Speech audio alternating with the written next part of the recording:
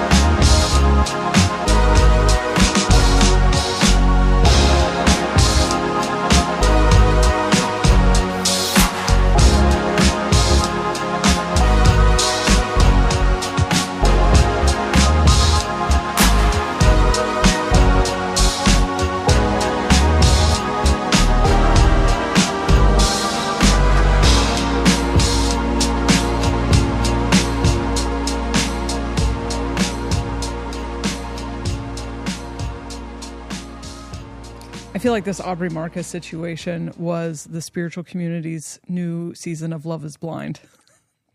Yeah, for real.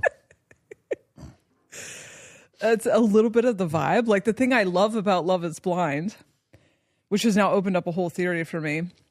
TV is super hard to watch now. The only thing that will capture our attention is something where we get to use our discernment and discuss our discernment. Uh-huh. Like, so Love is Blind is such an interesting show because it is a show where people like talk to each other. I think we talked about it a lot at the beginning of this podcast, but people get to know each other where they can't see each other, and then they quote unquote fall in love, and then they see each other.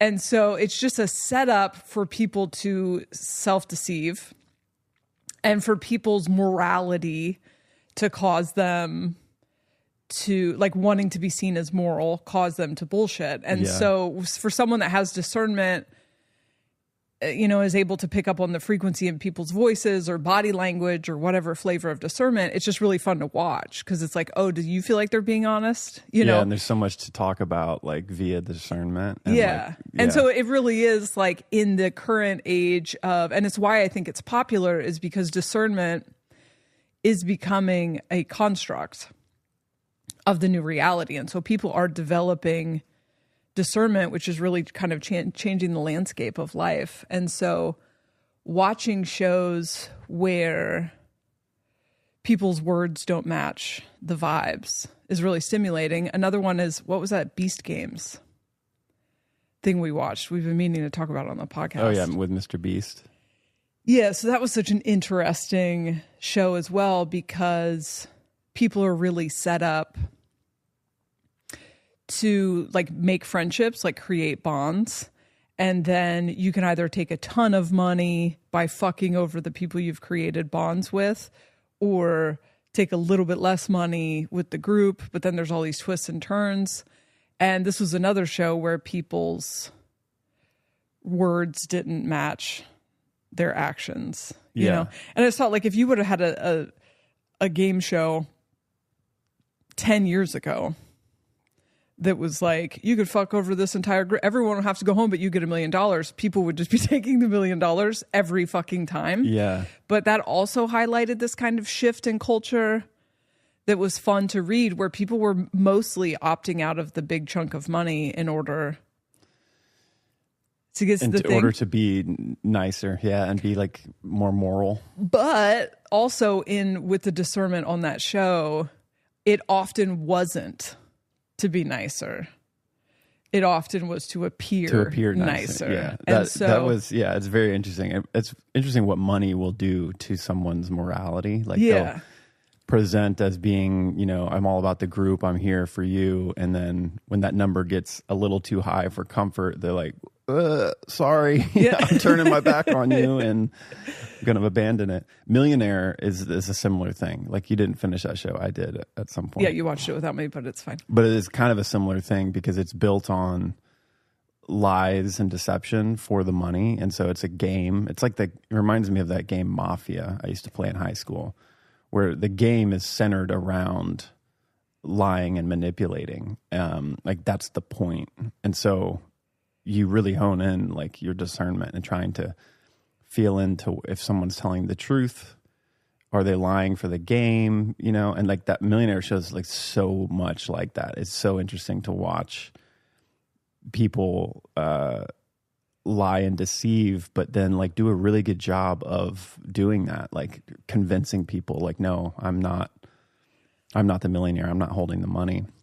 And it moves around. So it's like different people have the money at different times and you see them change. Like if you have discernment, you're like, oh, you so obviously have the money, but a lot of people wouldn't catch it, Yeah. So that's like all of the shows that we're actually able to watch. They're either cult documentaries that are interesting for the same reason, scam documentaries that are interesting for the same reason, or these reality TV shows that are set up to like let you peek in. And I remember when reality TV first came out, I was in like 2008. It really got popular. Like there was 1 million of them.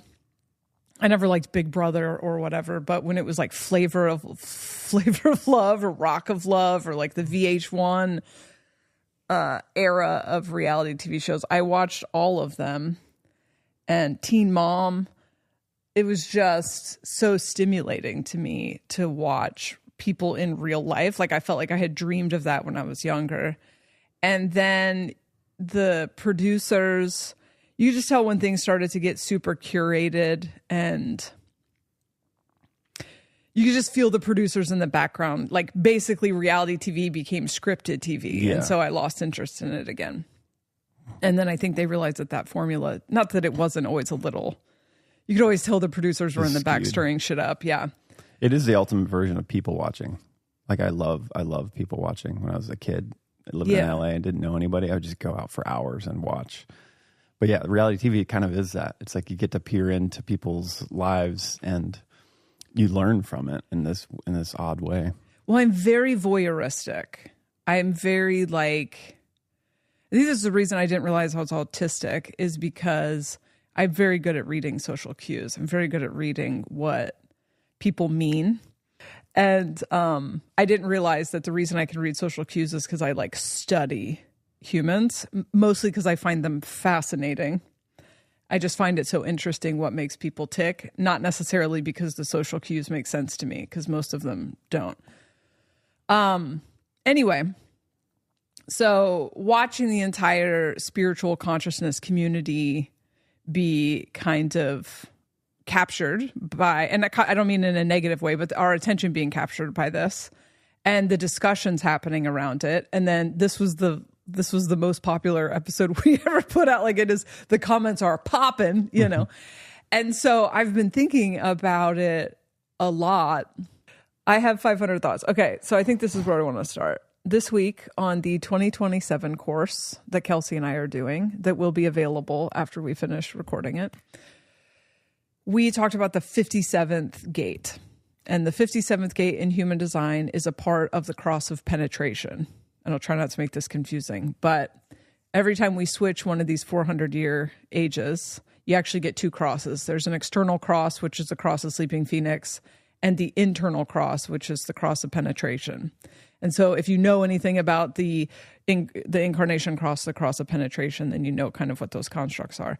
We have been in the cross of planning with the internal cross of the cross of Maya. And when you look at the constructs of planning and Maya, they are very external. They are very externally focused on other people, validation from other people, bonds with other people, bargaining with other people, you paying attention to small details, continuity. I mean, you could just see it in the structure. And in penetration, one of the constructs is shock, which is about awakening. So it's about being shocked awake. And that's why we'll keep having like natural disasters, aliens, like all these crazy things happening, because it's the constructs kind of trying to shake you awake. But the 57th is intuitive insight. It's a splenic gate, and it is about it's about truth, being able to discern truth through the sound of the truth. And the 57th gate connects to the 3420. Try not to make this too complicated, which is all about that present moment and the raw power. So humans are about to become extremely powerful in the present moment and a very individual energy. And this is why I know that the systems will fall and they won't succeed. This is why we all kind of can tell that, because humans are about to have this insane amount of power in their individuality that's just you're not going to be able to control that unless you chip them in the next 2 years, which, I mean, it seems like they're working on. But that 3420 would make people kind of chaotic if the 57th wasn't activated. And because the penetration is there with the cross of sleeping phoenix, we are going to have this intuitive guidance guiding that power, which is just going to make humans very supernatural. And it's so fun to really have all of this come into focus, because this is pretty much everything the alien showed me, which is just this thing closes in as the video game is changing and tries to like enslave humans further, and something hits the planet that makes them so supernatural that you can't. Yeah. So this is really that. But anyway, so we're all already being influenced by this and have been for the last few years. And it's been really interesting to watch humans become like discerning beings, because this discernment doesn't have anything to do with the narrative. It doesn't have anything to do with the setup. It doesn't have anything to do with the good words, you know, where in the old thing, it was if you had nice words put together, you know, or physical evidence, which you can fake, whoever had the best narrative won. I mean, that's really how everything was set up. Yeah, you could gain trust just through saying the right thing. Yep. And so that's why the government used to be like, hey, the weapons of mass destruction, we're doing this for your best interest. You know, we're trying to keep you safe. Like, this sort of shit used to work. And now it doesn't work. And physical evidence used to be helpful, but now everything's AI. We don't know. I don't know if that physical evidence is true. Oh, you have a recording of this? I don't know if that's the person's real voice, right? So everything now is about the frequency. And it's the frequency and the sound. And there's more info about the 57th gate that's interesting. It's a splenic gate. And the splenic gate that we had before caused the fear of failure. So like our core fear was the fear of failure. And the new fear is the fear of the unknown, which is why we all have kind of this sense of impending doom, or like just kind of this ominous feeling. That is a core fear. We just have to learn how to sit with that. But so when we did the Aubrey Marcus episode, We wanted to do it because it was authentically what we were really into talking about. And whenever we're authentically really excited to talk about, like, start to unpack something that has anything to do with consciousness or spirituality or whatever, we often are like, let's save it for the podcast, you know? And so that was authentic. And then as soon as we got on the mic, I think we were both trying to be diplomatic. We were both trying to put ourselves in his shoes, which we do, you know, like we are like that. But I feel like in the first half of that, I'll speak for myself, I was definitely holding back what I honestly felt to be true because I was worried about being a hypocrite, or worried that I wasn't being empathetic enough, or worried that I was projecting. But I kind of knew I wasn't projecting. I knew the vibes were off. And there wasn't like a lot of other stuff out yet about that. It was fresh, and we were kind of unpacking it in the moment. So yeah, and it's complex. That's what I mean. I think there's a lot of paradoxes in it. It's like, yeah, everybody can speak their truth where they're at, and are going to show up authentically, and like that, you honor that. But then there's this other thing where it was like, but it feels off, and given their influence and like how they portray themselves, there's like something really off here that feels necessary to try to like bring words to and like bring awareness to. But it's bumping up against like, yeah, you don't want to like project onto somebody or call them out in a way that's just like really denying that everybody's where they're at, and that's like authentic to show up like that. And in the grand scheme, it is like, it has been very useful for, I think, the collective to learn more about this discernment, for people to kind of go, I always knew there was something off. As a lot of people were saying, is like, I listened to his podcast a lot, but there was always something off, and now it's very clear. And so then to unpack that, I think, is actually a gift. Like they are doing service to the collective, but I don't think in the way that they think they are, you know? Yeah. It was bringing a very important mirror to the group. So like, there's so many things. I don't resonate with call out culture. I don't resonate with call out culture when it's called call in culture. I don't resonate with cancel culture, obviously. I don't, and by cancel culture, I mean like public shaming spectacles. I borrowed that from someone named Clementine Morrigan.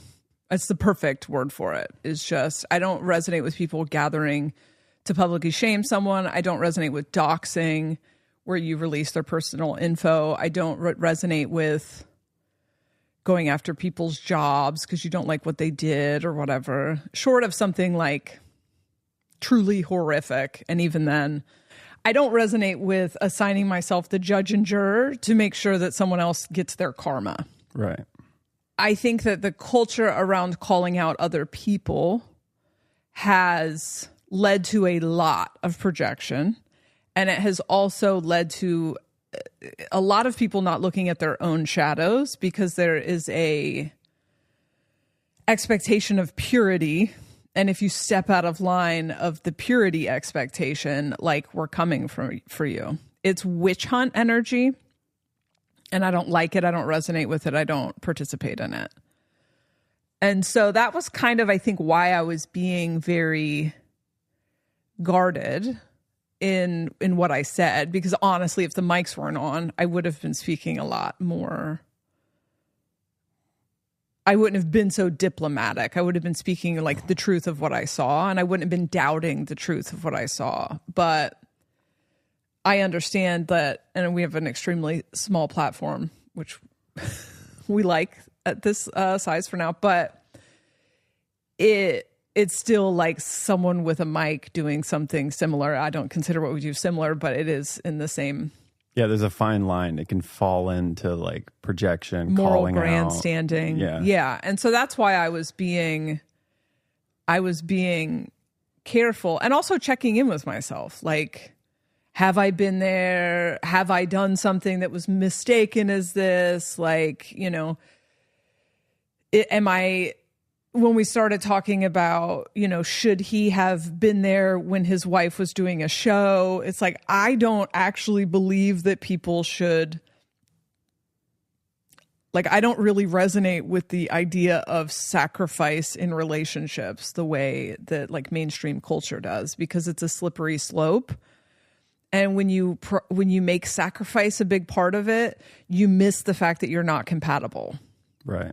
So I am someone who believes like there should be a level of compatibility in a relationship that showing up for your partner doesn't feel like sacrifice. If it does feel like sacrifice, you're probably in a partnership with someone you're not compatible with, And it's also, once again, if I'm looking for who to call out or I'm looking for what my partner's doing wrong, it just sets up this reality where you're not focused inward, you're focused on what someone else is doing wrong, which is why I don't.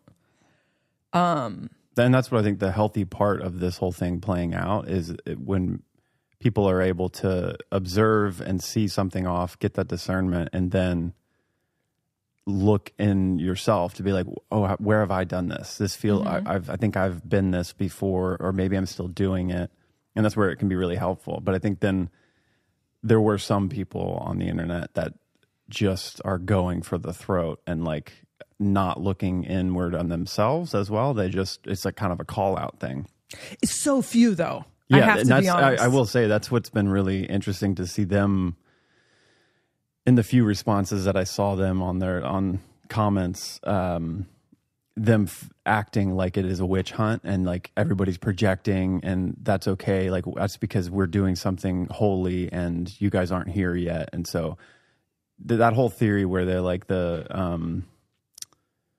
I forget the like common sayings, but like when you're doing something great and service to the collective, they're going to resist and they're going to try to tear you down. That means you're on the right track. Keep pushing, Yeah. And that assuming that everybody was out for a witch hunt, like I didn't see that. I saw a few comments like just coming for the throat, but most of them, it was like really gracious, constructive criticism of it, or just like trying to offer up a nuanced take, and people trying to describe like their own discernment. Like I get what you're saying, that's all beautiful and everything, but here's this. And some of those comments, that's what it was like so inspiring, and I think kind of made us want to do the podcast. It was like, whoa, there's a lot of really great observations going on here, and you can tell people are actually starting to have that body awareness and discernment, that they're not being duped by the narrative or the words and the like perfect saying, because that's what I think they are good at, is like that mental narrative and like sounding enlightened and sounding right. But there's always been something off there. And now it's like very clear to see, and people aren't tricked by it anymore. So it was mostly like really great comments and great like people having a good discernment and awareness of it and trying to call it out. It was not, it's for the most part not a witch hunt, Yeah. So when I think of like witch hunt, I think when the mob decides that the person needs to apologize, it's like, do you guys not understand how humans work at all? You're going to force them to fawn. You're not giving them time or space to come out of defensiveness, which is a natural nervous system response that we all have, And you're not allowing them to like come into the heart space to kind of start to examine their stuff when you're showing up and demanding an apology. So I don't agree with any of that sort of shit. And I didn't really see people doing that. I did see a lot of people commenting. I personally am not someone who would comment, because I think that the conversation that, they provided us with is really helpful to us as a collective. And it's helpful for us to discuss amongst ourselves. It's not necessarily a conversation to have with them. It was nice of them to share their personal stuff. And when it comes to people who follow them, when it comes to like ethics, in this particular situation, and we didn't know this when we recorded the podcast, these two were polyamorous before their relationship. They promoted monogamy and sacred union and charged, according to the ChatGPT numbers, I didn't do deep research on this, so asterisk that this might not be the facts, but charged thousands of dollars to come learn from them about sacred union. And that has been their platform for as long as they've been together. And 2 years of that, they were secretly having a third person in their relationship. And whether or not they were doing those retreats or whatever, like they were still kind of selling this relationship with her as a secret, which is not honest. And that's not the vast majority, it appears, of their quote unquote fan base or whatever you want to call it, is women seeking union based on a model of their relationship that they knew wasn't honest for 2 years. Yeah. And so there is an ethical issue there. And the people that are in your comments, many of them are people who have given you money or supported you energetically or whatever, followed you while you were saying that you had accomplished this thing, but you had already changed it to something else. You were also behind closed doors really struggling, you know? And so there is some, this brings up some ethical stuff as far as, because that is very old world, you know, to run like a PR campaign front facing, because you're running this spiritual experience based on your personal life as a business, and you're making decisions business-like. Then you look, and he has been preparing for this announcement is now very obvious. Like, he had some woman on that someone put in the comments on YouTube, who I only made it for a couple seconds of the video, because the first couple sentences she says, like, the woman needs to give herself to the masculine or whatever. And it's like, no, thanks. I was already a Christian. I'm not looking for fucking horny Christianity.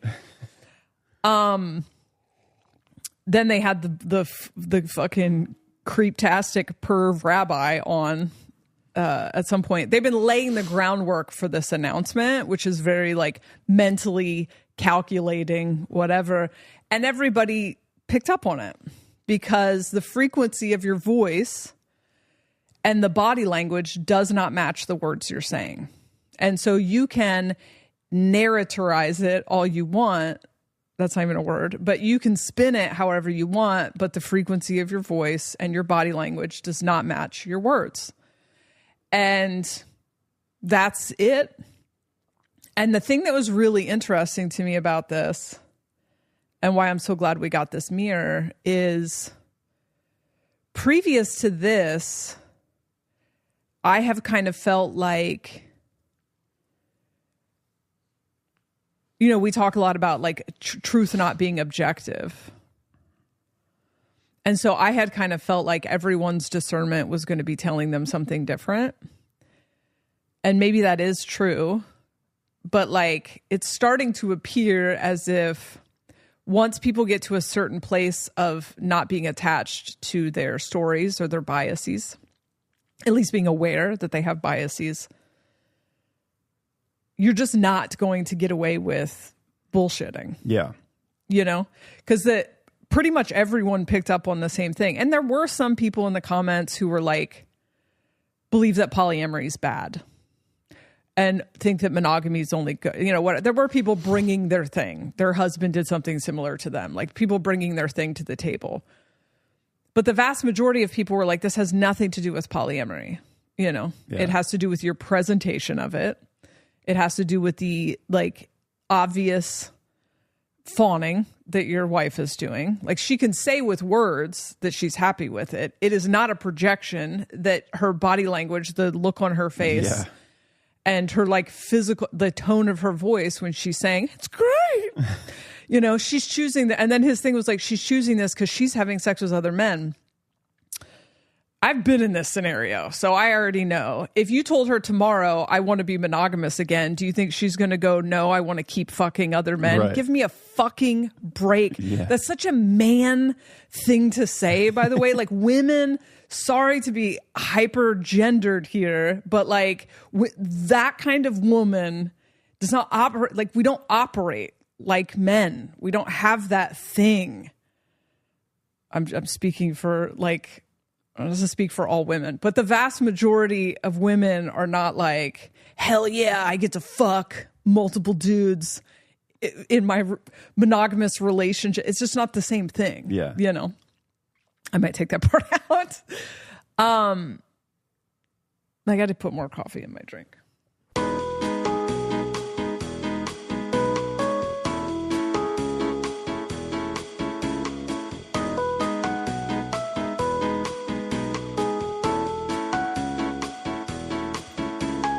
So anyway, this is now going to be a gossip podcast. So I think something that reflected back to me is the difference between a witch hunt and people comparing their discerning read for a situation versus what's being put forth. If that makes sense. Yeah. And I think it's a good mirror for all of us, because I know that as my discernment has increased over the years, I've become more honest. Because I can just hear people bullshitting, so I just assume they can hear me bullshitting. You know, so it has kind of, I feel like this has highlighted something that hopefully will result in all of us understanding that we no longer need to come to the table with a great, shiny narrative. You know? It's like the thing that we're always going on about authenticity. Like to be authentic is the way forward, and like finding out where you're lying to yourself. And I think it also emphasizes like all the in the new age spiritual circles, the talk of shadow work and deprogramming, deconditioning. It's not just for like, oh, it's the right thing to do. And it's because like we're moving to a place where like the tricks that used to work aren't going to work anymore. And so if you are lying to yourself and you're trying to, run a campaign and be seen as somebody that's intellectual and smart and knows the right things, there's going to be a point where people can see through that and it's not going to work anymore. So like, it almost is like a necessity in trying to connect in a way that we all want, where there's this honesty and love and like connection and sharing ideas and being open. You can't be lying anymore, right? Because like people are gonna know. And so it's to do that work, to deprogram, is to deprogram all of these habits that we've been conditioned with in that other reality that once had value at a certain point. But so it's like, it's not like a light thing. It's not just like some cool idea. It's because that's how we connect. Like you going into this new reality, you can't be manipulating and lying like it. And that's is really cool to see everybody, a lot of the collective, like having that discernment and then being validated. Like, oh, I that feeling was right. I couldn't make sense of it because they were saying the right things, but now I see that that was a true feeling, So do you think that anyone in that situation consciously knows the truth? Do you believe they all believe their story? Yes. And that's what's hard to watch. Yes, you think they all believe their story? Yes. Yeah. And I would say, like, if there were times in that podcast where I was like watching and discerning body language and listening, and there's a part definitely in Villana that is like resisting, and there's like, it's deep within her soul that I think she has been practicing with the drugs and with being in that world, like hiding it and keeping it down. And that's that sacrifice dialogue that they like, I'm sacrificing this for you. So she's convinced that there's a better thing coming, but that other part is like bubbling up. And I think it's what you saw it in the body language when she was crying, when she's trying to say the right thing, and you can feel, she's lying to herself. And so it feels closer to the surface with her that there's an ability. She is kind of like, I don't know if I believe this, And yeah. so, but then Aubrey does such a good job with his words and narrative and kind of like elevating himself as like the guide that just trust me, and we're getting to a higher place and we're showing the world how to do this. And so that's like, lured her into it. But I think that's what's really interesting about this whole thing too, is like how people can double down on what they believe their own narrative is and kind of believe their own legend when it's getting reflected back in so many ways with the world that they've built as being these beacons of light and teachers, they can flip this whole thing to be like, oh, the collective doesn't understand. They're still not all healed. Yeah. We don't listen to our collective audience. We don't learn from them. We teach them. And so they're in the wrong here. And of course, they're going to project onto us and come after us because we're collapsing their worldview. And that's what needs to happen. And so I've been so curious to just watch this play out because that seems to be what they're running with. Why would you turn off the comments? Why would you start to disappear a little bit? Because they're trying to keep their narrative and protect their narrative. But in the long run, it's going to play out how it's going to play out, And I think I can't imagine that those two women didn't go through the comments, and part of that deeper part of them that's trying to come up and set a boundary and say no wasn't starting to come online anymore. How are they not reading through that and being like, oh no, this isn't a witch hunt. And this is coming from mostly women that are speaking directly to the issue. And it's real. There's something there to learn from. I don't know how they wouldn't be able to do that. How can you just stay in your perspective and your narrative and think that all these people are projecting, In my understanding of how humans work, this probably for a period of time has brought them all closer together. Mm-hmm.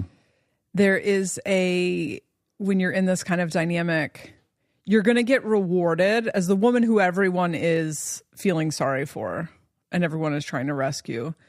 Vailana is going to get rewarded for energetically and attention-wise for rejecting everyone's concern for her and standing by her man. He's going to give her more attention and stuff. So that's subconsciously going to bring the three of them together. It's us against the world. Yeah. The second the dust settles and they go back to the dynamic and she has to feel jealousy again for the first time, or she feels slighted again for the first time, 2 million comments are going to come flooding to the front. The difficulty staying out of victim consciousness in this situation. And then the funny thing in this, when you take a monogamous person and put them into a polyamorous relationship, they're left alone a lot. You know what I mean? Yeah. And so it is very difficult to, the comments ironically would probably trigger a PDA reaction in them and just feed into the belief that they're being projected upon. And he has a big following. And so he gets that kind of cancel culturist thing faced toward him all the time. And it's another part of the reason that he can't see this. I also just don't think the conversation is with him, I think he should do whatever he thinks is right. They should do whatever they think is right. They should play this out on their own and come to their own conclusions. But I do think a big part of, and this made me realize this, a big part of our process moving forward is learning how to witness things, discern them, discuss our discernment, and make our own decision and let it help us understand ourselves more, because we all do what they're doing. We've all done it. And then move on without needing them to do something different than they're doing. So that part I didn't agree with.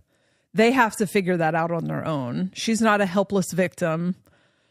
She's an adult woman making decisions. She's not ready to go, and she thinks that this is going to help her heal her betrayal wound, and it might, and he's just doing the more I learned about him, I was like, there's nothing shocking about what he's doing. These are hypersexual people doing hypersexual drug stuff, and then selling it as divine union.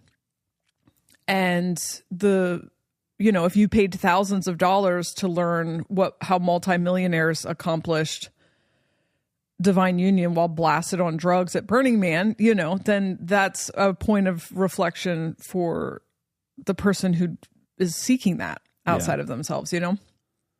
But yeah, I think it stirred up different people for different reasons, but it was pretty close to unanimously just, it's not the decision that you made, which is how they are engaging with it. Right. Which is like, you don't like that we're polyamorous, or you don't like that ISIS talks to me. It's so surface level. It's like, how no, you pitched it. Yeah. Like, if you would have just came in and said, I'm not monogamous, thought I could make myself be monogamous because I loved her very much, you know, I'm also like just acknowledging the fact that it's a woman who's 10 years younger, right as your wife is starting to age, you know, let's talk about that programming. Let's talk about why men are conditioned to seek basically children. Yeah. Why do men get into their 40s and then want someone who is so much younger? You know, I went through a phase. Did I talk about this? No. So I said the thing in the last podcast about if you haven't been through like my moral compass is someone who hasn't been to a Saturn return is not yet an adult. And someone commented on that. Like, I don't necessarily agree with that because when I was in my 20s, dated older men. I think they said. And it's interesting because that was actually my take as someone who dated older men when I was young. But then when I went through my midlife crisis in my early 40s in LA, I went through a phase of dating men and extremely casually dating, but dating men in their 20s. And it was very good for the self-esteem of a woman going through a midlife crisis and a situationship in which I felt gross and unwanted. But during that, it was just very obvious to me, like, oh, these could never be like real relationships because the difference in life experience, not the number, like the morality isn't connected to me for that, but it was like, I've already like been married and had kids and learned all these things about myself, and you're 25, 26, you don't like, you haven't figured any of this stuff out yet. Yourself, yeah. And even with you and I, you were 35 and I was 43 when we met, which is, I think, you know, and you're also the oldest man, the oldest 35-year-old I've ever met. But even when I started going through perimenopause and stuff, there was still, I'm like, it's different, you know, when you turn 40 and you're like, no, it's not going to be that way for me. And it's just, there's a difference. There are kind of milestones in life that you just don't understand till you get there, and you think it's not going to happen to you till you get there. And in my 20s, I just didn't understand anything about myself. So now when I think about like early 20s me dating someone well into their 30s, I do believe that, you know, women can be more mature, but like not that mature. Do you know what I mean? Like I think sex is fine. I think it's fun when you're young to have sex with someone who's older and more mature. And if everyone's an adult, who gives a shit? But I just don't know. When I say it's my moral compass, it's not like I think someone's a bad person for doing it, but I like legitimately, and these were really cool men and I'm women and I'm friends with all of them still, but there just is a huge difference between someone pre-Saturn return and someone in their fucking 40s. And I just at the end was like, I don't know how people do this. Like, I don't know how people build these relationships. I think it depends on what you're looking for too. If an older person is just looking for that casual partner, and like you said, like you were in a midlife crisis where you need a little bit of validation and to feel good, it's like great. But I think for people that are looking for like a partnership and a commitment and like this union kind of thing, that gap could be problematic. And I still think it could be worked out. I always felt when I was younger, like when I felt older than my age. And so like when I would be friends with somebody or I'd be like courting a girl or something and they would ask my age and I would say it, they'd be like, oh, whoa, you're like very young. But I didn't feel young, you know? Right. And so I think there's certain people maybe just from previous lives. They're like an old soul, as they say, or something, and they have a little bit more anchor. They're anchoring into themselves quicker than most, and still the Saturn return like flipped me on my ass, and I had to kind of like really go deeper into some of these existential questions of who I am. But I think it could be different for everybody. But I see what you're saying. For the most part, that's like there's a huge gap there. And I think whenever we're in whatever age we are at, we think we know everything. We think, oh yeah, that's how it played out for you. It's not going to play out for me. But there's something to just the time and the experience of life hitting you that you can, learn more about yourself and anchor in. And like it is just kind of it's not some law, but I think that's pretty common, Yeah, it was also like a power dynamic thing where I felt in all of those situations, I don't know, like the power dynamic was never going to go. Like it would feel very unnatural for the power dynamic to swing the other way when I'm dealing with someone who's so young, like young enough to be my child. Yeah. I mean, especially with all the experience that you had, like specifically in life, you went through a lot of heavy shit as a kid. You went through, drug addiction, and then you came out of that. You married a couple times. You had multiple kids with different people. There's so much there that like your average person that's coming up like doesn't have all those experiences. So there's going to be a huge gap just when. Yeah, and I thought about that when you're talking about Aubrey Marcus. He's like hasn't been a parent yet. He hasn't had necessarily maturing life experience. There is a degree of arrested development due to all of the altering and partying. And there can also be like arrested development just from having too many financial resources. I mean, that's what I was going to say. And that's a real thing. Like, it's hard to understand for people that haven't been in that. But like, when you got a lot of resources, you don't get flipped into like the dark night of the soul as intensely, because you can, if you feel like being lazy and like doing inner work, you can have somebody take care of all the other things and keep your business running, and you don't get into like existential crisis as much. I think it can still happen, and it might even be why they seek drugs so much, because the drugs do kind of force you into existential crisis.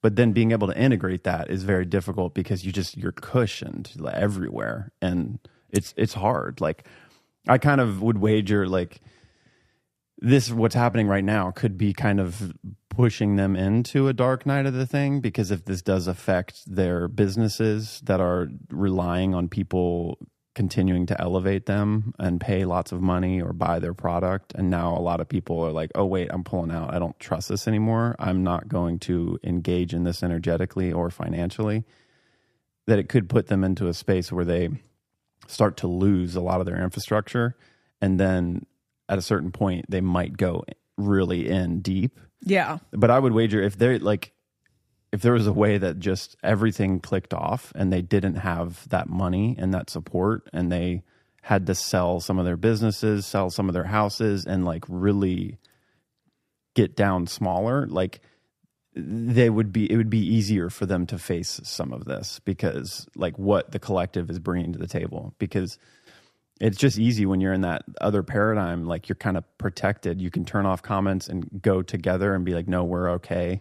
And then the reflection of the reality is still you're a millionaire, successful person. And you don't get that reflection to actually go in and face the deeper, darker things. It's a weird part of the way the culture like glorifies fame and success. But you see it just in the fame celebrity world. Like, a lot of those people don't go through mass awakenings and find themselves until they get canceled and like lose all of that infrastructure. Then they start to touch into the deeper things, and they can actually start to change. And then it's much more difficult to climb back into that arena where they get trusted again because they've been canceled. But that's usually what causes some kind of awakening of sorts, is they get torn out of that paradigm and then they face it. If you stay in the paradigm, it's just, yeah, I don't think it's as easy when you have all the cushions of reality, of material reality. It doesn't allow the spiritual part to kind of come online as strongly. Yeah, and I don't think that someone deserves to get canceled for some messy decisions they made in their personal life. But it seems, it just seems like a really powerful moment for the spiritual collective, because it's highlighted guruism, it's highlighted something that I even reflected on. I am someone that I'm very like experiential. And so I only really feel comfortable talking about experiential things. And so once I feel like I have experienced something enough that I can speak on it, then that's kind of the stuff that I put out, you know? And so I saw like a critique of, you know, he basically sold his monogamy as a product. And then now he's backed out of that. And that's a lot of the issue for people that were bought in, that follow him. Yeah. And so I saw one person kind of critiquing, maybe this is time for us to look at like selling your personal life as spiritual, whatever. And I was like, okay, that's interesting. I want to sit with that a little bit, you know? I think it's if you're not self-aware, like if you're not being authentic, because it would have been one thing if it seemed like Valana and him started off as monogamous because he was coming out of a pretty tumultuous polyamory thing. And it's almost like he had burnt all of those desires off and then really fell in love with Valana and was like, okay, I'm willing to be monogamous. But then, you know, that only lasts so long. And then it's like, oh, well, let's open this up again. Had he been transparent and honest on his platform that like, oh, I thought I wanted monogamy, but like turns out maybe I don't actually. I haven't burned all this off. We're working through this. And then if his, you know, retreats were like centered around the idea of divine union, and we want to talk about how like to try to do that, but being honest and also needing to play out some of these things that like we aren't done with yet, but we're working, you know, if he's just more transparent with it, then we wouldn't bump up to this ethical issue. It's the lack of authenticity and like presenting with words and a narrative like you're one thing and then the energy being off, and turns out behind closed doors you're being something completely different than what you're selling. Yeah. Then it gets into the issue. And I think it's hard because it's scary to be vulnerable and authentic with where you're at and the struggles that you're going through to say that publicly and be seen in the paradox of like, oh, you know, he said something last month and now he's not, and they're changing. It's like, it's hard for people to like anchor in and trust someone when they're like moving all over the map. But for people that are aware of like, this is a process, we're learning as we go. And it's courageous for people to display that while they're aware in the process that I'm changing and I'm morphing. But that's what's so helpful. And I think that's what, you know, we try to do with this podcast. I think it's what you've always done with your work is like you're just sharing what's going on and all of like the dirty parts of it, the ugly parts of it. And then it's super helpful for people because that's where you learn, is like just being honest in the darkness and the way you oscillate in and out of that. There's so much in the new age where it is like manipulative and deception. And it's especially when you build an infrastructure that has like so much money behind it, then it's not easy to be authentic because you might rub people the wrong way and they're going to pull out of the infrastructure and you start to lose your business. And so there is a dark part of like combining massively successful $1 million businesses with spirituality if you're not being really authentic. Yeah, it's the danger of this idea of like a brand. Do you know what I mean? It's just, this is such a this situation is just such a juicy display of the Venn diagram between the cross of planning and the cross of sleeping phoenix, because the way that this situation was handled is very cross of planning, and we're just kind of too far into the new energy for this to work. I think if this is how he handled it 5 years ago, 6 years ago, it would have been different. You know, with the new energy, we are going to change constantly.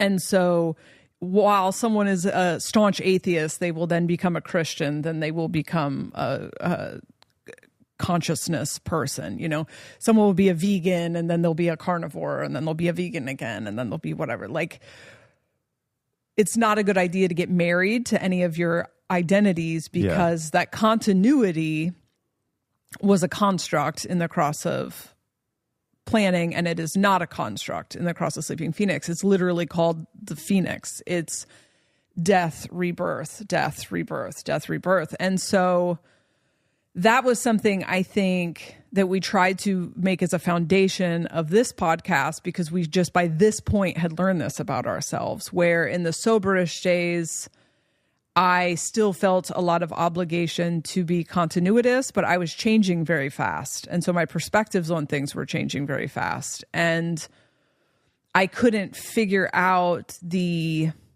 balance between speaking the truth in the moment and not marrying myself to a perspective. And when you have a lot of people start joining because of a certain perspective you had at one point, it becomes very difficult. It's energetically, though, like exhausting to try to keep fitting the mold of what someone thinks of you and why they came aboard and they're supporting you, to then be like, okay, you know, when you first joined, this is what I was thinking, but now I'm thinking the exact opposite. Yeah. And if someone's not open to that and like wants to come along the adventure of you courageously displaying your authenticity in the time, then they're going to back out, and it becomes really difficult. And unless you kind of set that as the foundation. I remember the day I made my bio on TikTok, frequently wrong, change my mind often, take it with a grain of salt. And it was so liberating to just be like, oh, I can just say that up front.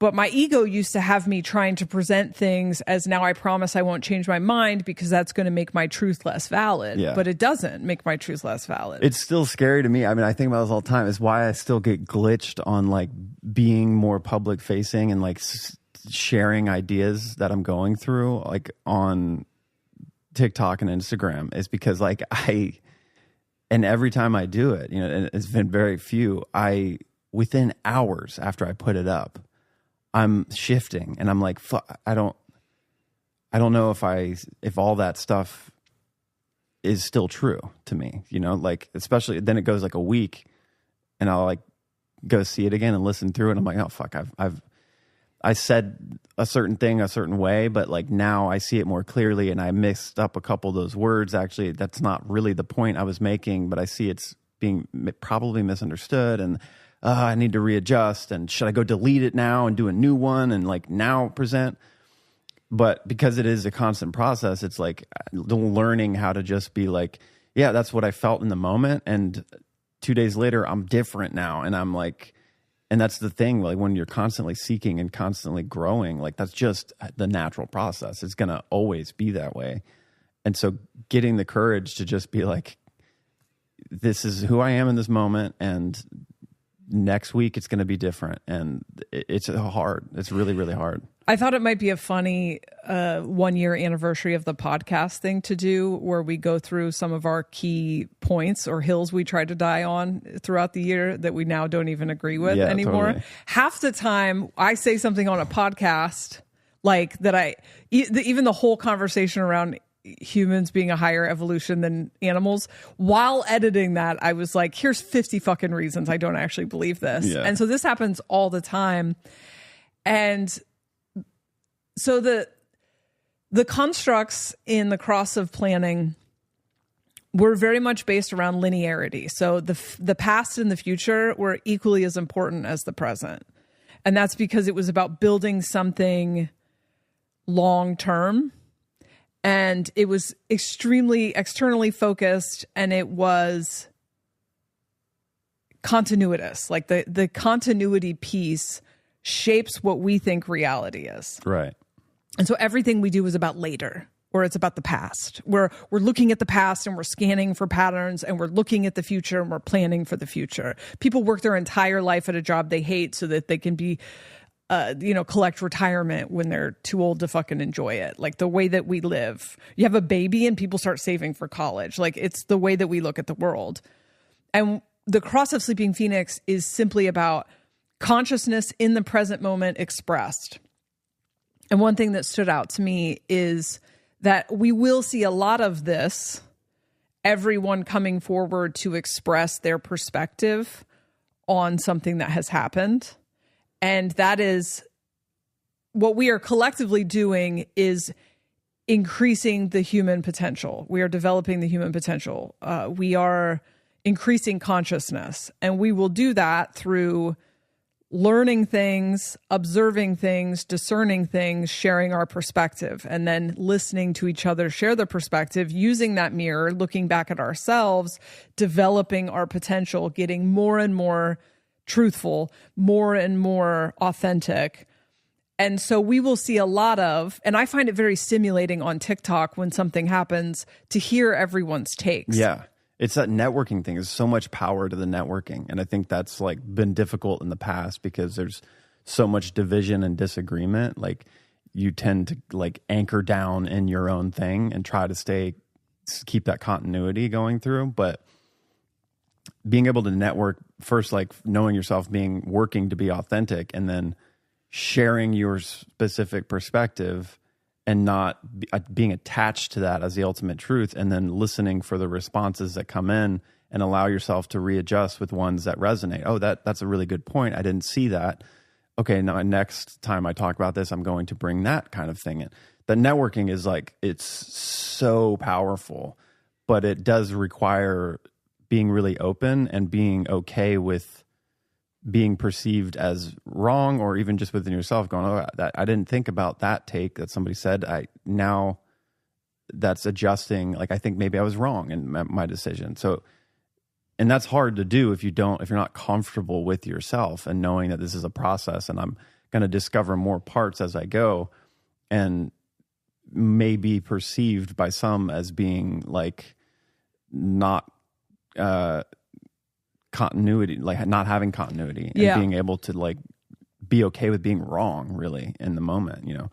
And I think that's obviously like with the podcast world and the thing that's happening with, you know, with the politics and stuff, there's like very few news organizations that have the ability to like be open-minded and listen to the other side, not in a judgmental way. Right. Like the Tim Dillon podcast on CNN, he was like bringing a lot of light to that. Like, you know, they were judging him as being like, why did you have on only the right politicians on your podcast? And he's like, dude, I asked the other side, and I've been trying to have just an open conversation. I'm not going to, you know, throw out all my ideas as the ultimate truth. I'm trying to talk, and nobody wants to come talk, especially in a long form conversation where we can really get underneath the differences and try to find a middle ground and not, you know, just constantly throw trash at each other.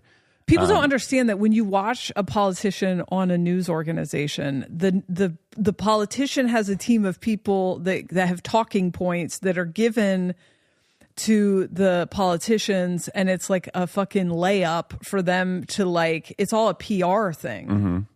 And I wanted to do a whole episode on that Tim Dillon CNN thing. Like, what is shifting is this wild, wild west of podcasts in which you have to get in front of a mic and talk for 3 hours and not know what's going to happen. And not know what's going to happen, not be able to control that.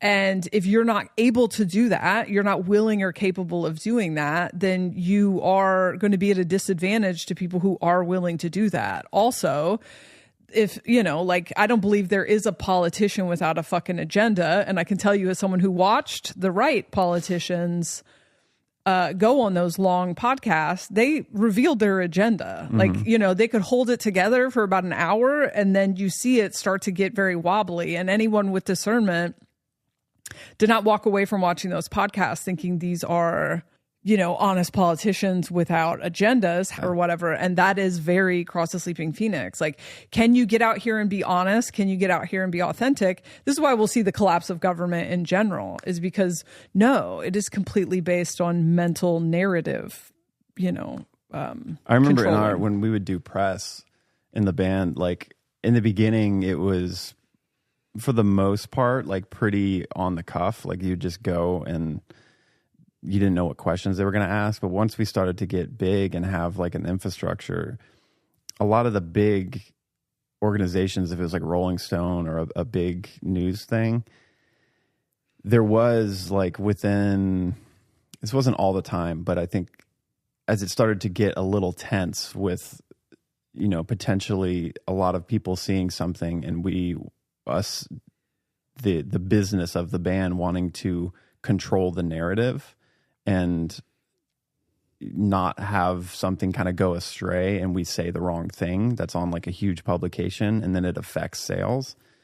There was like, we would ask the organization, the news, to give us the questions beforehand so we could go ahead and like read them, get ideas on the front of our head of like what to respond, or we would talk amongst ourselves like, this question, what are we going to say? And so it was this, you know, I look back and it's like, it's a way to control the narrative. And yeah. But then you come in and you kind of present as like, this is the first time I've heard these questions. And you're like, oh, that's a good question. Here's my loaded answer that I already have planned. And then the interesting thing was that like, that didn't always happen. Sometimes it was the news doing it as like, that's just the way they do it. And then sometimes it was like on our side asking, if it was like a big pressure thing, we would, hey, can you give us some of the questions? And they would give most of them. Sometimes they'd throw a random one in. But then there would be like some publications that they wouldn't do that. And it would just be on the cusp. Like we just go in not knowing.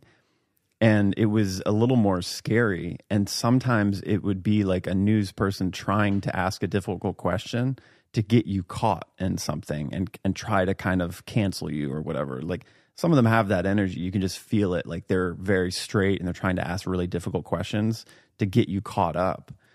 And it was scary to do because you had to just trust, like, I'm just going to try to be honest and say what I'm going to say. But then it is hard because there's constantly circling around, like, don't say the wrong thing here that we don't all agree with or whatever.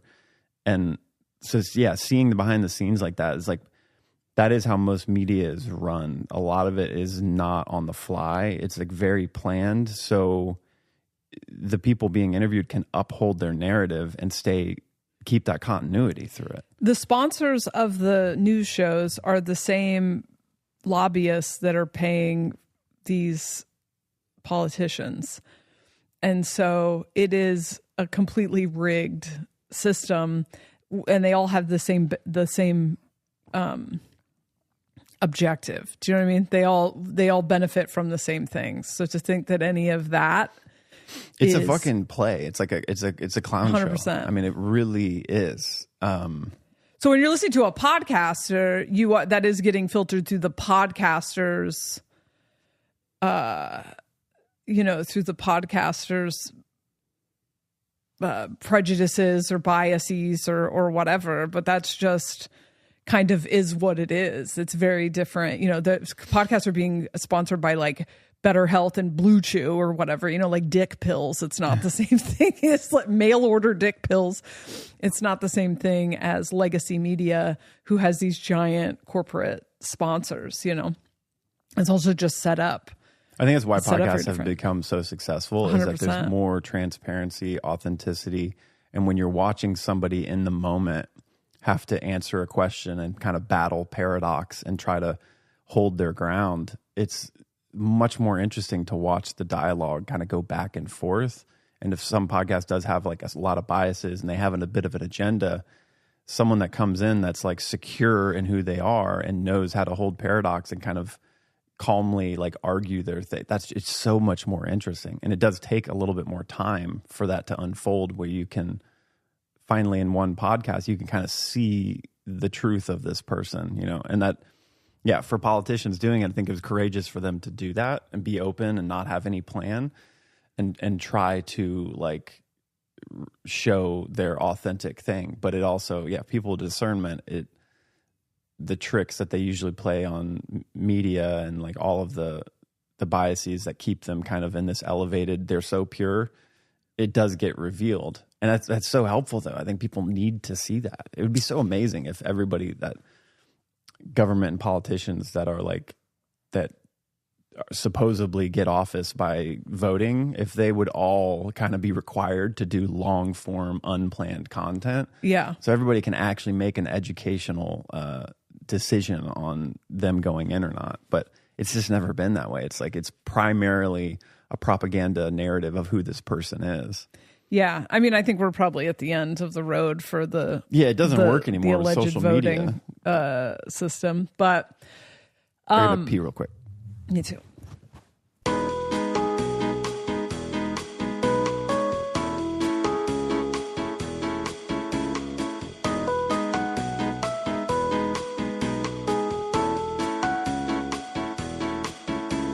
I think another thing that this brings up that we've been talking about is the end of words that is quickly approaching.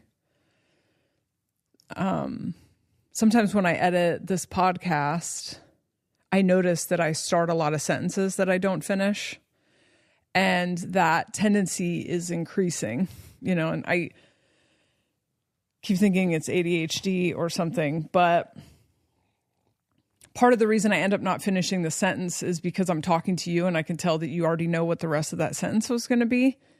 And I think about the way that when we're watching TikToks or YouTube videos or whatever, everyone's listening to things at like 2 times speed and skipping through and feeling very impatient with how long it takes people to get to the fucking point, right?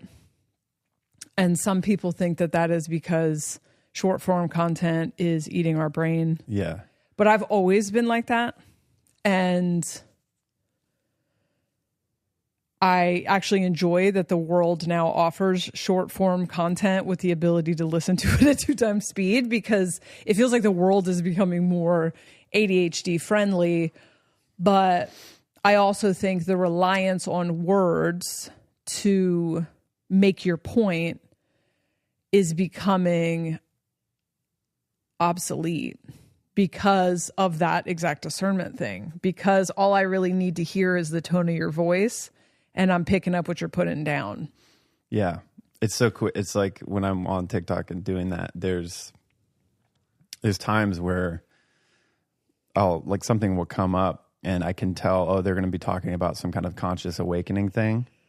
And because there's a word on there or their background's like space or whatever, you can kind of feel, but then they'll talk for 5 seconds and I'm like, oh no, this is going to be some distorted thing. It's not for me. And I'll, go to the next thing, or I will 2 times it real quick to be like, okay, what are they going to say? 5 sentences in, no, it's not, it just doesn't resonate.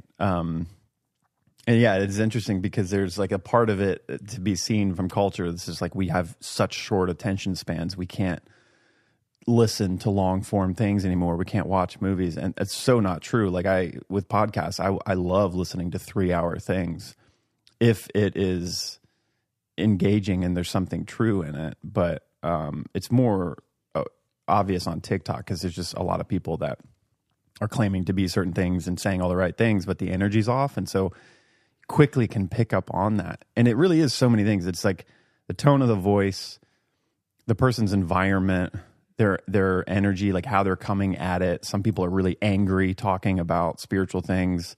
And that is always like, to me, I'm like, okay, they're biased. They're in their shadow. They're like, why aren't you talking about this in a calm, kind of secure way? And that's not always to say that it's not something worth listening to, but there are so many things that I think people are picking up on now that are subtle energies that give a lot of information about the content and whether it's worth engaging in or not. It's interesting. I don't know when it's going to go to like actually no words, but I see what you're saying. There's a lot of our conversations like off mic. It is that it's half sentences, or you're stumbling with saying something like, yeah, I know what you're saying. I get it. Yeah. And we move on.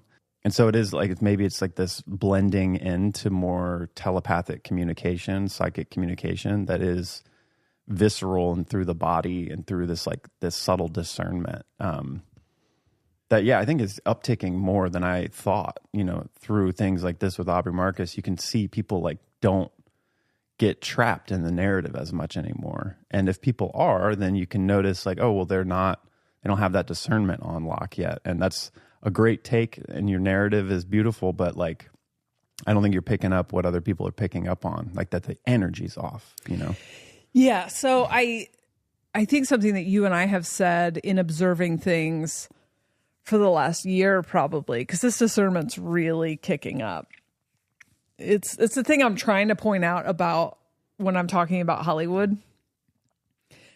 I'm not just talking about Hollywood. I don't have this fucking obsession with the conspiracies of Hollywood or whatever that everyone does. The thing I'm trying to point out is, because it is something that is constantly put forth on social media. Like I see it a lot on social media. I'm now observing it through this discernment that has just increased in the last couple of years. And I guess prior to really understanding the 57th gate, I think I would have thought like I had developed, I've developed enough to have this discernment. I've always had a little bit, I've always had that like gift, but anyway, I'm keep acknowledging it, not because I have a strong prejudice about what Hollywood is. I think you have a little more insight into that because you've had that experience, but because I'm telling you, like, I'm looking at people and all of this other stuff, like they're saying something, words, and then this other dissonance is happening in the field. And I've just noticed that that's gotten really loud. There's something else that I mentioned. Oh, the hyper sexualization of men, which I want to talk about next, is now very loud. Like within like the celebrity community or just any culture in general. You realize how much of that men being sex crazed beasts that can't understand consent or whatever. I'm realizing how much of that is manufactured. Mm-hmm. And by manufactured, I mean pumped into your guys' heads from an early age to turn you into something that is not actually like natural and is not normal. It's really loud in the comedy scene because like there's so many like bro jokes about, oh, I'd fuck that girl, blah, blah. And it gets kind of normalized even in comedy because it's and maybe it's that trickster element. It's kind of trying to pull on that thread to like get us to be aware that that's like, yeah, that's funny, but it's also like revealing, it's like a dark program that like a lot of men are caught up in and feel like it's okay to objectify any woman that's walking by because so-and-so is joking about it on a podcast and it's just a real thing. And so we kind of normalize it as not being like, actually it's a huge shadow part of the reality that's like not allowing men and women to connect on a more like equal level, you know? It is very loud. Like I think after we, this Aubrey podcast happened and we started talking about it on the podcast and then we've just been watching it unfold. Then you go back to kind of just TikTok and see the other parts of culture. And it's like, oh God, it's everywhere actually. Like that programming for men specifically. Yeah. It's interesting. I had noticed something I like pondered with the 59th gate aspect of The Cross of Sleeping Phoenix is about intimacy. It's about sexuality. And I guess it's the bubble that I am in, but I had noticed that the unconscious, primal, animalistic sexuality seemed to be fading in the last few years. And I think that is actually just a reflection of the bubbles that I'm in and the algorithms that I'm on. Yeah, like I think it's a matrix program. And someone describes the Aubrey thing as like just existing in the lower chakras. And I was like, oh, that's a great neutral take on, because I couldn't put my finger on the hypersexualized spirituality. Like a lot of people go that direction, and I don't think it's necessarily bad. But like all of the freedom and the agency and the mysticism and everything else just gets filtered through sex and sexuality and, moving your hips and gyrating and fucking dry humping the air is sacred, like somatic movements or these super sexual things. And I'm just like, it's just not my brand of sexuality. I'm not a sexual person, but I just always thought it's interesting when people's like spirituality gets filtered through that, and to hear someone describe it as just like, oh, they're just existing in these lower chakras. Yeah. I was like, oh my God, that makes perfect sense. And then I look at the way that men are conditioned to be like cavemen.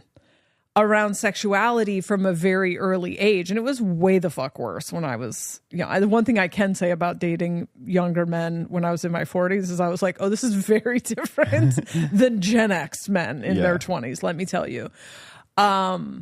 It was very rapey. And it's that, like, I was raised and conditioned in an age where it was like men like can't help themselves. So if your sleeves aren't long enough and your skirt's not long enough, like this is a wild animal that cannot contain himself. And obviously, like, I got injured many times by men being programmed that way. But what really became obvious to me in the last couple of weeks is that men are seemingly purposely conditioned by the machine to operate that way. Yeah. And then I realized that when men are in a machine just trying to fulfill this insatiable sexual thing, they are not fulfilling any kind of helpful role toward feminine energies, who then are never safe enough to fulfill their role. And I'm like, this is how the Matrix keeps people trapped in those lower things. It's like when you get on the hamster wheel of dopamine seeking, but your consciousness gets on the hamster wheel of like trying to fulfill some sort of insatiable desire. Yeah, and I think that reminds me of the like law of one stuff. Talks a lot about this evolution of awakening and moving into like a fourth density reality. That they talk a lot about it through chakras. Like we're collectively moving up the chakras, and I think it's like we're attempting to go into the green ray chakra, which is like the heart. Yeah. But it's a process for everybody individually, but then collectively, there's kind of like a group thing happening as well. And we were like rooted in the red, the lower one, which is why everything was like hypersexual. Sex and survival. And individually you start to move up out of that and go kind of in order. And each one represents a different like aspect. There's like emotions, solar plexus, and all of them have their like own aspects to them that like have to be like worked on to just essentially balance, to then open up the next one and move into it. And I think it actually, like what you're bringing up here, it's different for men and women. Like for a woman to move out of the animalistic sexual one, it's a bit easier because the programming's different. For men, it's a lot harder to kind of move out of that.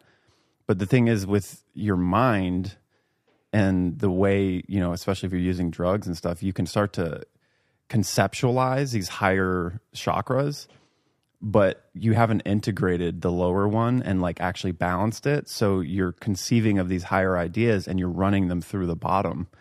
That's why it's becoming hypersexualized. And you can take higher ideas that are spiritual, truths at higher chakras, and you're not integrating them. So you're just running them down through the lower one, which causes distortion and causes these subtle things to fall out of balance, where you're now, channeling Isis, and they're telling you to impregnate women, when really, if that was Isis, maybe it was a metaphor. It was like impregnate them with knowledge or protect them with energy. Like it could have been so many other things if you were running it through a higher chakra.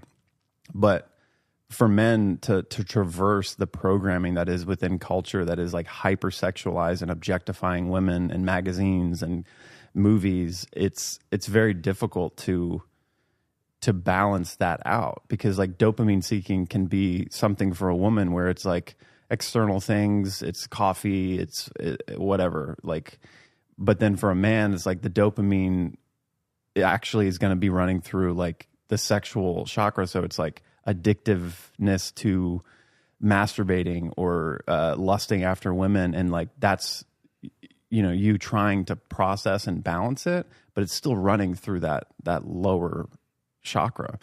And so I think that's like all that law of material is helpful to see, like where you kind of get a gauge of where you're at individually. It's like, if I'm hyper-sexualizing everything, even conscious ideas, and trying to like make it all about my self-satisfaction through like a spiritual lens. It's like I'm running those ideas that are higher consciousness, higher chakras through that lower one. I'm still fucking blocked up there.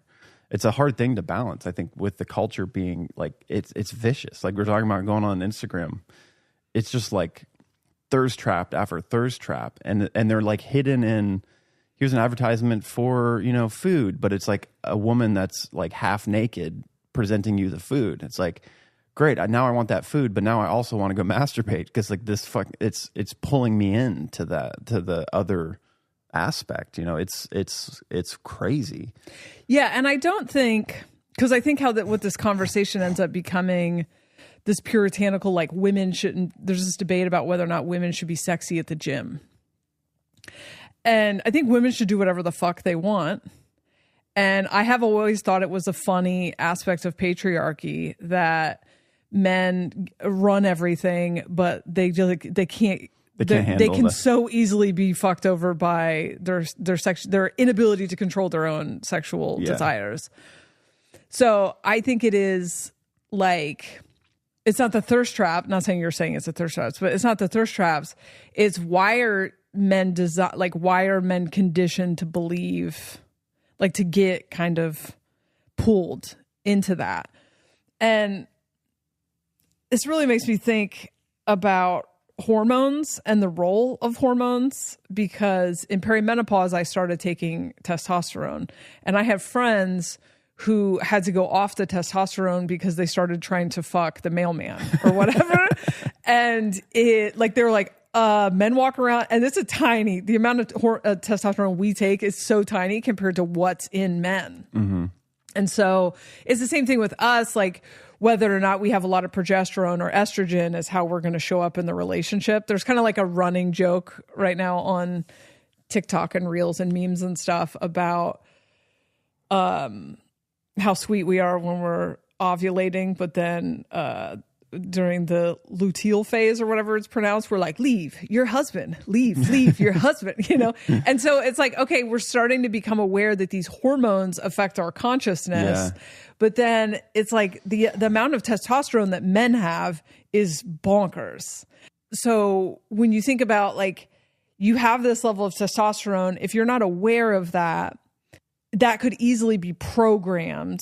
Like there's lots of things you could do with that testosterone, but the base level is to become a sex pest. Yeah. Do you know what I mean? And to be completely consumed with your sexuality. And I'm going to assume 40-something-year-old Aubrey Marcus is probably adding some extra testosterone to the party because that's kind of that culture. And so like I would, and I'm not saying don't do that because that could be really helpful for men in their 40s. If it's gotten lower. I'm a huge proponent of hormone replacement therapy, but understanding these hormones are affecting us, you know, it's something that I think about a lot right now because a lot of my personality is changing as I'm having these hormone shifts. And so if you think like, okay, going to like the C's conversation or the they, here you have these humans, and you know that some of them are very dominant in this hormone and some of them have these hormones. How can we lock them into stories? Yep. Right? And so even just the expectation that women operate like men, we are learning is very fucked up because men have a 24-hour cycle, women have a 28-day cycle. These are very generalized things, but women can't operate with the consistency that men can operate with because our hormones are on a completely different cycle doing a completely different thing. But here we set up this world with the expectation that women show up the exact same way, right? And here you have men have this hormone that will make them very susceptible to existing in that lower chakra.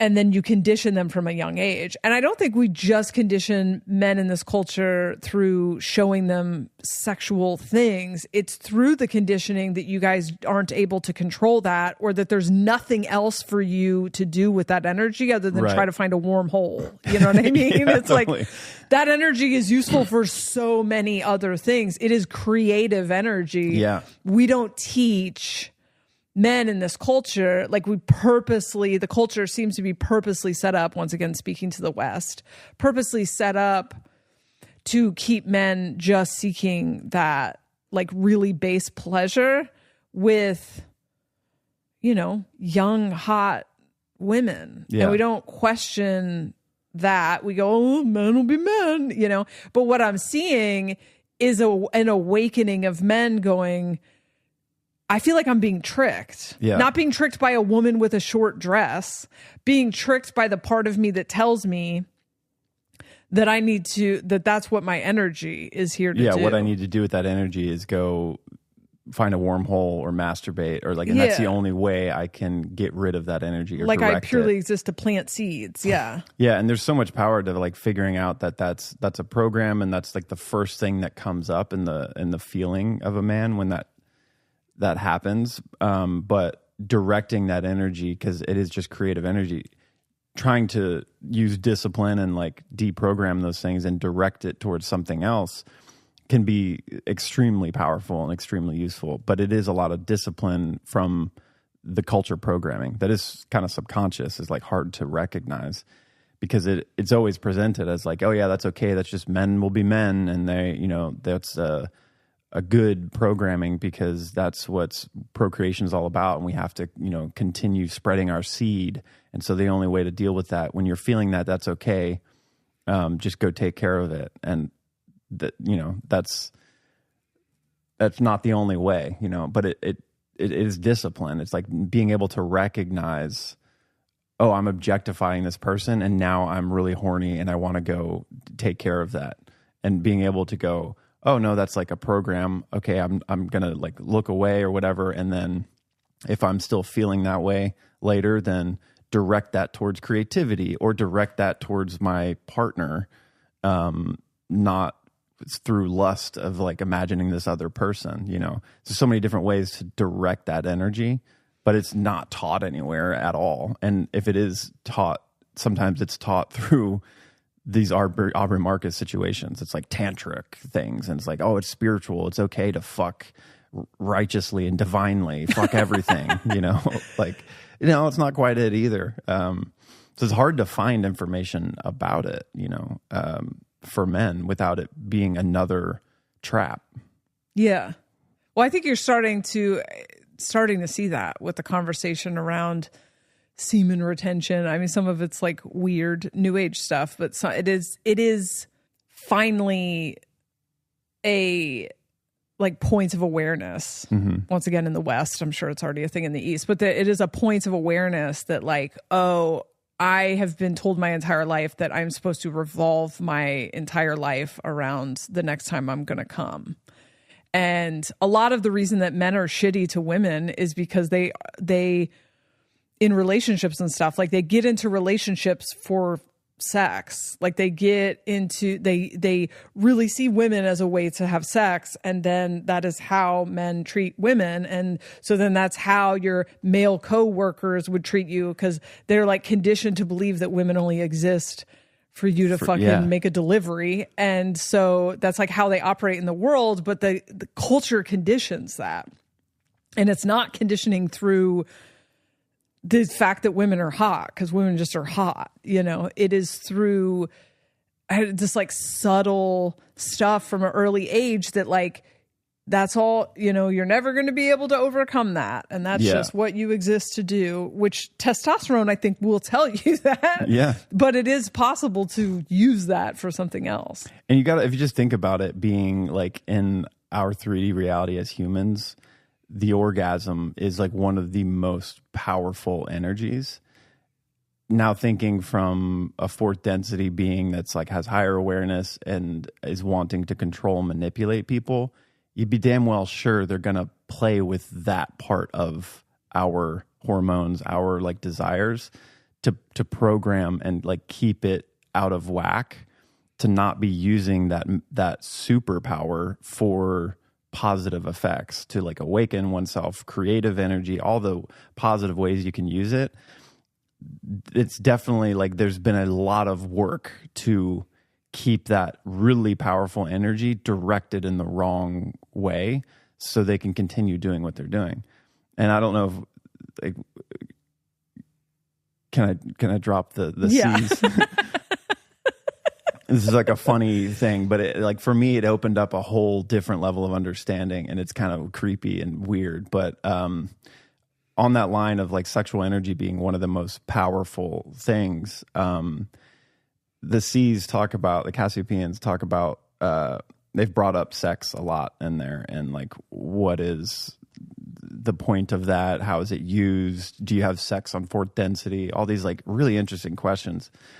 And basically they say that, you know, any sexual act that is not like, let's say, properly directed, so used for creative manifestation, or like mostly really like directed towards another partner, where when you have sex in a balanced way, there's like a cycling of energy that you give to each other, and it can produce awakened states, and a lot of it's like retention, controlling the orgasm. That is like a way that you can, as two 3D beings, like keep that energy to oneself and use it. But when you, let's say you're masturbating in a lustful way, or you're just having sex for like self gratification, you don't have an awareness of where that energy is going and how to control it. It essentially leaks into fourth density. And so when that happens, there are fourth density beings that are in the periphery that almost, it's like they can smell that that's about to happen, and they gather that energy and they utilize that energy in whatever way a fourth density being would, to feed themselves, to manifest their own things. And when you think about it, like if you're just unconscious and you are involved in a sexual act, like, and you don't know the power of that, it's leaking. It's so powerful that there's going to be an entity nearby that is in a different density or dimension that will be like, well, there's a bunch of wasted energy here. I'm going to collect it and use it. And so it's hard to not think that, like, okay, when you think you're alone in your room and you're feeling spicy and you want to go, service yourself, that there's a fucking lizard being in the closet waiting to collect. My jizz goblin is well fed. Jizz goblin. Yeah, so when I read that, I was like, what? Hold on. This puts a whole different like pressure on self-gratification. You know, like, I don't want to be leaking that energy to some goblin that's going to be using it. I would rather use that myself, please. So again, it's like, it's realizing that there's a power to directing that energy and keeping it kind of sacred, keeping it only directed at your partner or within oneself, that you're trying to kind of utilize that energy, whether it's semen retention or manifesting, for your own life. But they straight up say any orgasm on third density that's unconscious is like, it just leaks to fourth density. There's not much you can do about it. I've definitely noticed, like, when I was going to do This Is Not Happening, I purposely didn't have any O's. Yeah. 0 O's for like 5 months. And I was magnetic as hell by the end of that. It's powerful. Yeah. When I've done, like, I've gone long times with that, and it's like, it is magnetic for sure. Yeah. But then on the other hand, I have noticed that when my energy is fucked up, like victim consciousness, it's almost like it's a toilet flush for your Yeah. it's like an airplane toilet for your aura, you hit it, it's like and then you're all better. Yeah. So, but it definitely has an exit of the aura. And I think that's what it's like, remembering that we're in third density and we're not like, we're working to kind of move to a new level of reality. I think it's also important not to like not do that. There's a healthy way to do it. For some men, it's like you kind of have to, in certain places of development, or if you're depressed, it's like it can be healthy to just like expel that energy and keep everything working right. So I know like on a biological level, there's like health benefits to doing it. But realizing this other aspect, I think it's helpful to play through it. If it's like you're trying to kind of like hold back that sexual energy for some like higher awareness or to be magnetic, but it's really difficult and it's not, then it's like, okay, we need to just go like let off this energy so I can think clearly. Then, it is what it is. But I just think it's just being aware of it, all of it, like the hamster wheels. I'm like aware of the hamster wheel of having a hot beverage, and then I feel like I need to have a hot beverage, but I don't need the caffeine, and then I get the caffeine, and then caffeine makes me feel out of balance, so then I need to eat food, and then I eat food, and then it's like, well, now I need a caffeine, and then it's like I'm still doing that, but I am aware of it, and I'm starting to like become aware of how much energy goes into me running on that treadmill instead of a real treadmill.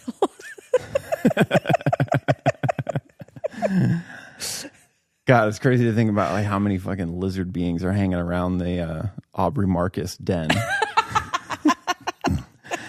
And it just makes so much sense. Like that's why you can nudge people that are like susceptible to that. They're caught in the red ray, like the lower chakra.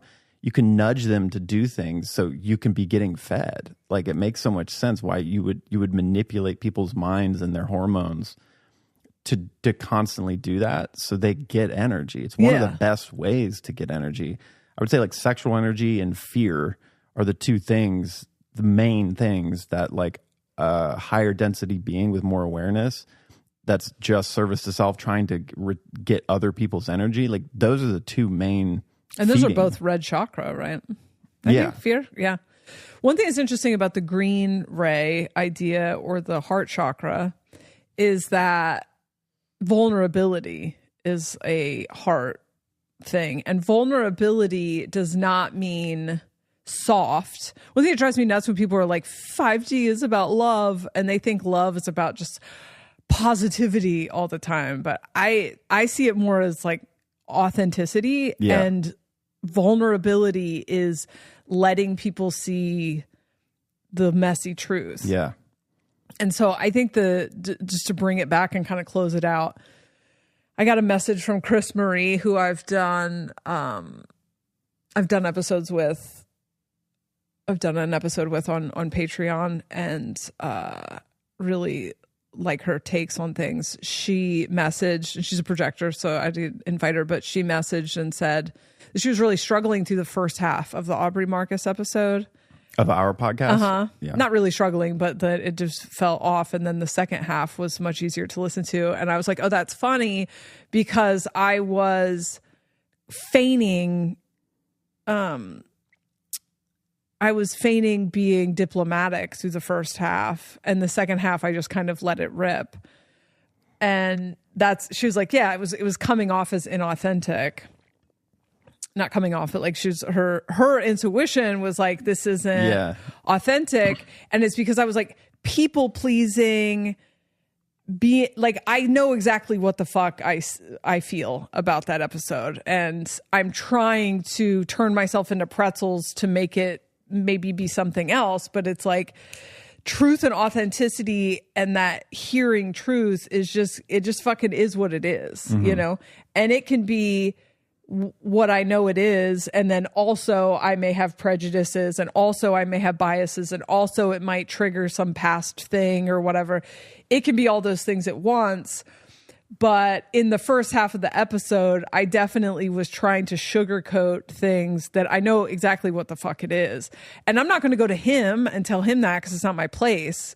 But it is, I guess maybe I was working through my own morality around discussing someone else in contrast to trying to get them to change their way. Like, that is off-putting to me. Something to that about that doesn't feel right to me. Yeah.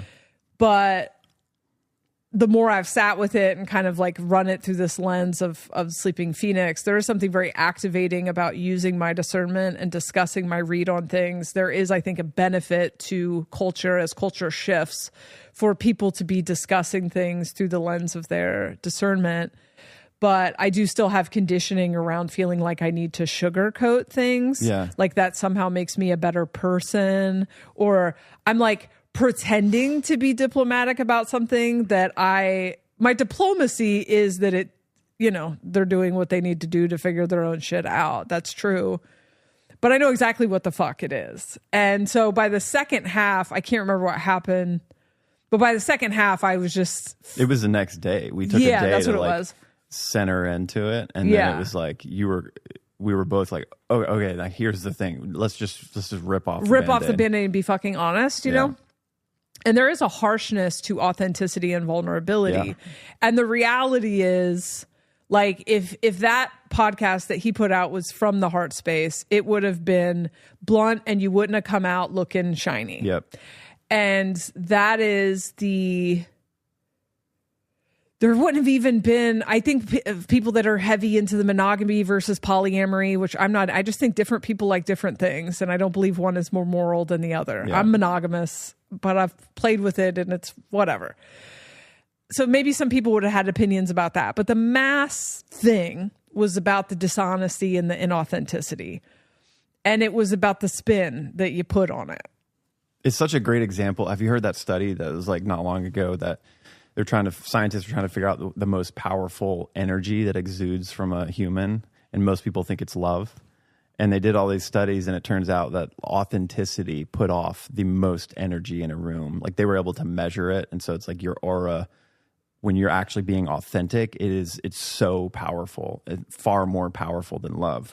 And I think what's interesting is like this Aubrey thing was presented as higher love, as something that's like higher and to be sought after, is this like other kind of union.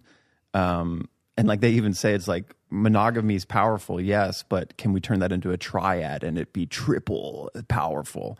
And this is higher love.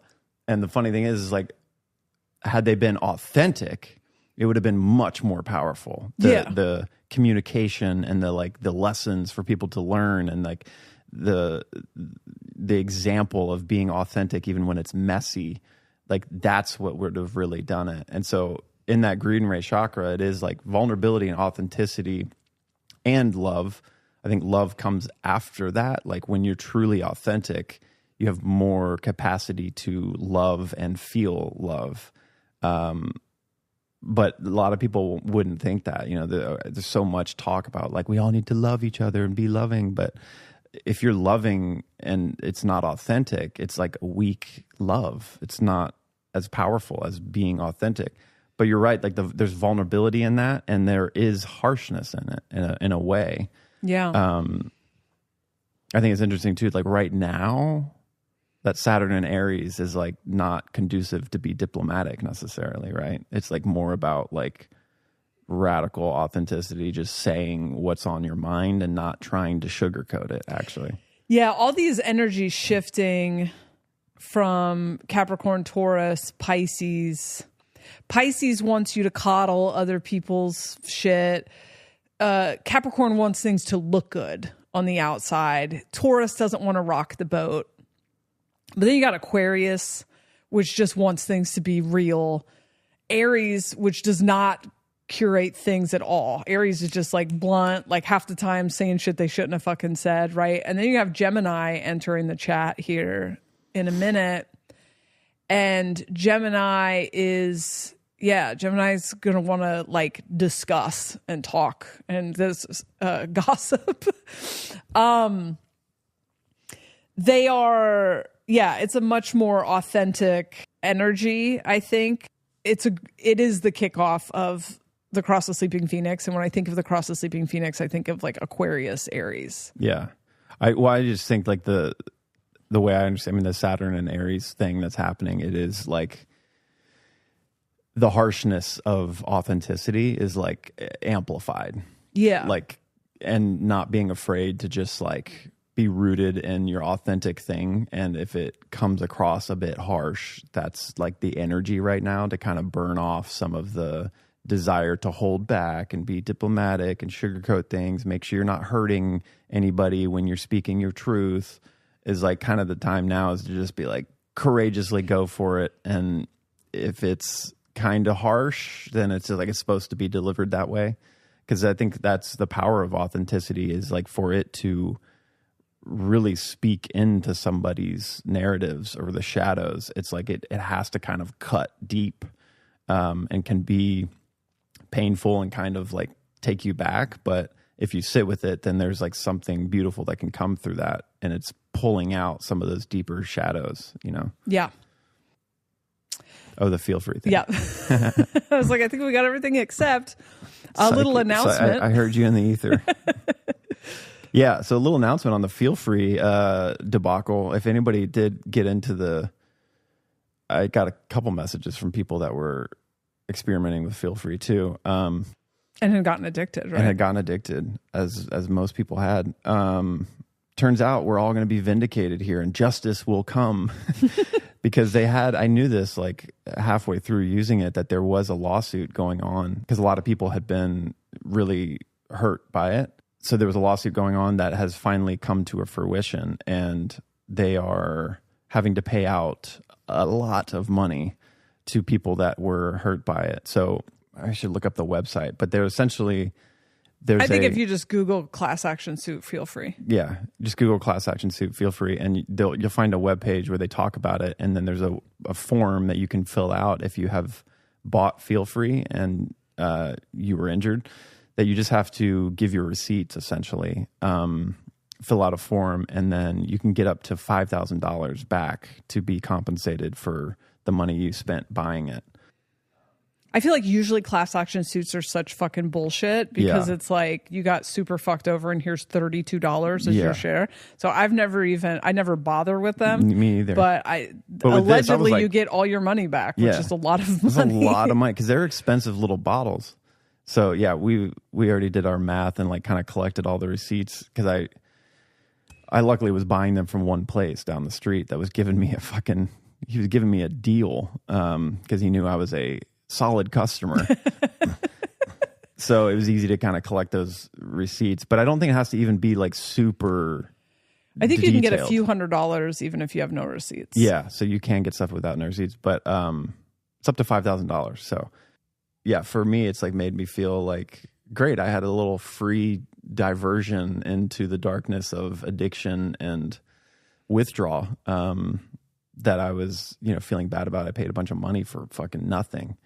It was a good lesson, but now I get all that money back, so that's great. So yeah, if you had your own effects with it, there's a way to get some money back from it. So before we close, I'm not sure that I landed this plane, but when we're talking about the end of words, like we're headed there, right? People's vocabularies are decreasing at a rapid pace. Our memory, our ability to access that part of our brains is changing. Everyone is afraid they have dementia, but I do think we're just shifting to a different way of being. And I've been saying this for decades, that I don't think we will talk in the future. Like, we'll talk for bonding or fun, but it won't be necessary for communicating. And I think part of the reason when it's just you and I don't need to finish sentences, because I can feel when the sentence lands, and I don't need to finish the sentence. We all have this ability now, specifically if we've become aware of our prejudices, because I think our prejudices and our biases and our preconceived notions and our attachments makes it hard to use the discernment. But the discernment, I don't know if I landed any planes in this fucking episode. You and I have had a lot of conversations about the person saying the right words, but it feels off.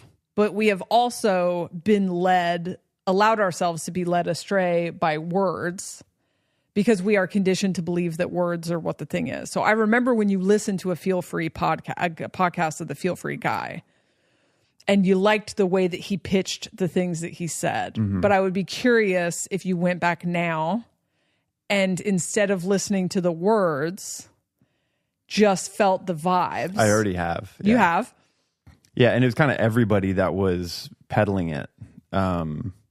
Because it came to me through multiple people, but there was like the main dude, which like has since disappeared. But then there were other like health biohacking people that are like, that blend into like spiritual awareness kind of consciousness. And so you can kind of like, with just a quick glance, be like, oh, I trust this because like I've heard him peddle a lot of other like really healthy supplements and stuff. But I was curious, like when I kind of pulled out of the illusion of all of it, I wanted to go see. I was like, what are these, like what is the energy of these people that are so sure this is healthy when like you damn near sure like they know this is like sketchy and it's a highly addictive thing, so there's a business incentive to it, and it's pretty icky. Like it's just strictly like business manipulation and presenting it in a way that like most people that don't know enough about those compounds, it's going to feel like, oh, this is a great alternative to alcohol, or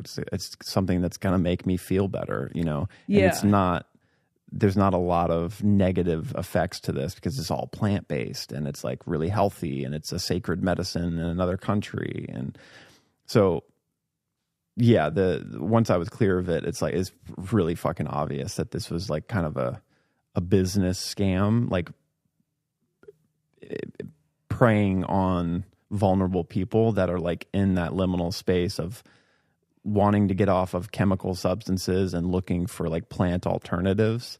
It's like a very manipulative, like kind of trap within those worlds of crossing over, where people are trying to become more health conscious and body aware and like, you know, use natural things to get to feel okay and feel balanced. Now, do you think, because what I took away from this entire situation was, and we've been kind of doing this, but was like, it's words are over. Like words don't matter. It's what's the vibe. Mm-hmm. And then even we can acknowledge the words are cool, but they don't match the vibe. Right. Now, going back to just to feel free, since this is a fresh example, if you were operating from that perspective, would you have felt the vibes were off, or was the attachment to wanting something that would alter you make it to where you couldn't feel the vibes? That it definitely, so interesting. Yeah, it's the attachment to like feeling like I need a break and I need something. I'm highly susceptible to be convinced by the words, that especially when they're like tactfully put together like a business and marketing person would do.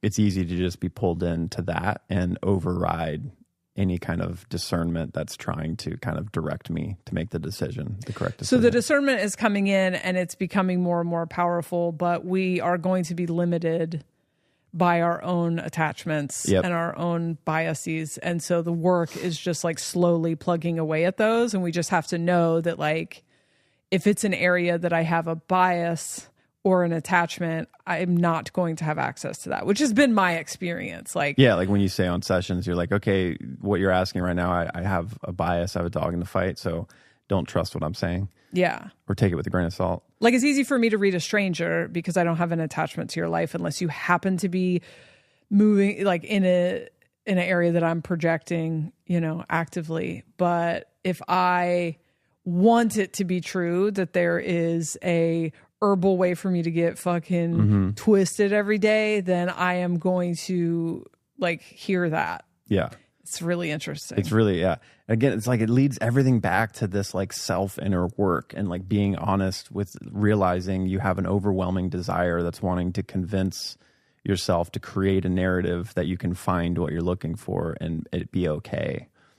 Needing to like be honest with that and sometimes play it out. Like for me, it was helpful for me to play through that and come out of it kind of injured and look back and be like, why did I not see this? It was because I just had a overwhelming desire that I needed to have a substance or an alter that was not as, you know, dangerous as whatever other thing that I've been using. And so it like comes back, it's just back to this like shadow work, inner knowing and being honest with like what your deep desires are and where they're coming from. If they're biased, if they're from an injury, from trauma, and trying to work on that in whatever way that you can, at least making an effort to like become aware of it.